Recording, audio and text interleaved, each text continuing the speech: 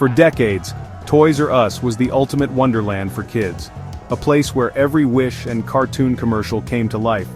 It was more than just a store, it was a magical kingdom where imaginations ran wild and every visit felt like a special adventure. The excitement would start the moment you spotted the colorful sign from the parking lot, your heart racing with anticipation. The backward R was a secret code for fun, and Geoffrey the Giraffe greeted you at the door like an old friend. His friendly wave and goofy smile promised a world where playtime never had to end and every child was welcome. It wasn't just a store, it was an experience, a destination, the center of the toy universe. Families made special trips just to wander the endless aisles, and kids dreamed of birthday parties spent among the shelves. Aisles stretched on forever. Barbies, Legos, video games, action figures, every fantasy at your fingertips. The shelves overflowed with possibilities, and every corner held a new surprise, from remote control cars to the latest board games. Kids ruled here, parents just paid the bill. For a few precious hours, children were in charge, making wish lists and testing out toys while parents watched the magic unfold. In the 80s and 90s, Toys R Us was unbeatable, with the best selection and a jingle that became an anthem. "I don't want to grow up, I'm a Toys R Us kid." The catchy tune echoed in living rooms across America, embedding itself in the memories of an entire generation. It felt invincible, woven into childhood itself. For millions, Toys R Us was a rite of passage, a place where dreams were bought and memories made. But even magical kingdoms can fall.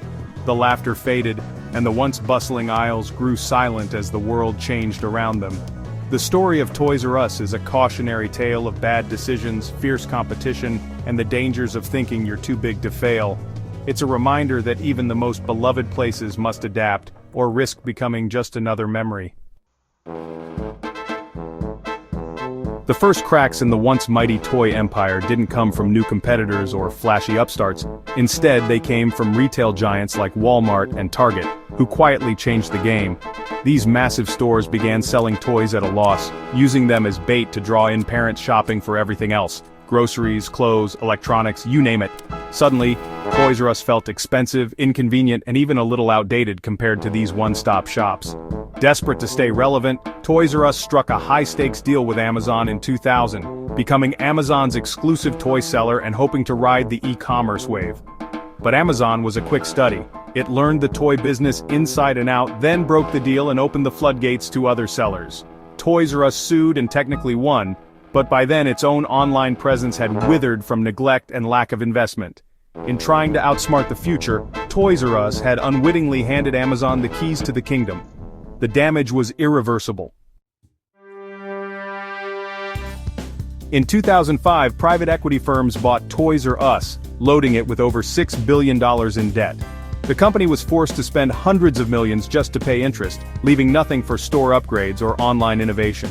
Stores grew shabby, websites lagged, and the magic faded. The new owners cared only about quick profits, not the brand or its people. Toys R Us was trapped, unable to adapt or compete. The debt was a slow poison, draining the company from within. The very people meant to save it orchestrated its demise. Meanwhile, Amazon became a retail juggernaut, offering endless toy choices and unmatched convenience. One-click ordering, fast shipping, and personalized recommendations made shopping effortless. Why drive to a store when you could buy toys in your pajamas and have them delivered in days? Amazon's data-driven approach predicted trends and managed inventory with ruthless efficiency. Toys R Us, stuck in the past, relied on nostalgia and printed catalogs. The magic of the toy store was replaced by the magic of instant delivery. Amazon wasn't just a competitor, it changed the rules entirely. Toys R Us was left behind, a dinosaur in a digital world. In 2017, Toys R Us filed for bankruptcy, crushed by debt after decades as a beloved toy giant.